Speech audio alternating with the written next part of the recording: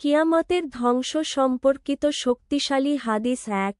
মানুষ মাতালের মতো হবে। কিয়ামতের দিন মানুষকে তুমি মাতালের মতো দেখবে, কিন্তু তারা মাতাল নয়। আল্লাহর শাস্তি হবে ভয়ঙ্কর। ২।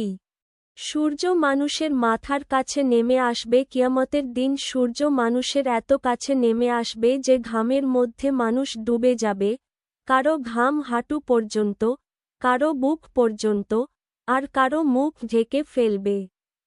৩। মানুষ পালানোর জায়গা পাবে না। কিয়ামতের দিন মানুষ বলবে, আজ পালানোর জায়গা কোথায়?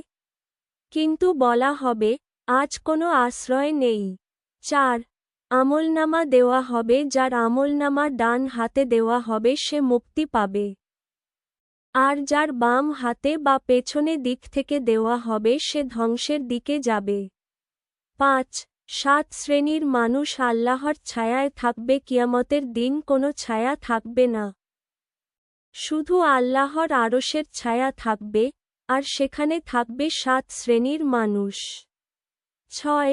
নামাজ প্রথম হিসাব। কিয়ামতের দিন বান্দার প্রথম যে আমলটির হিসাব নেওয়া হবে তা হল নামাজ। কিয়ামতের দিন কারা বাঁচবে? ১। যারা আল্লাহকে ভয় করত। ২। যারা নামাজ কায়েম করত। ৩। যারা গুনাহের পর তাওবা করত। ৪। যারা অন্যায় থেকে নিজেকে বাঁচাত। ৫।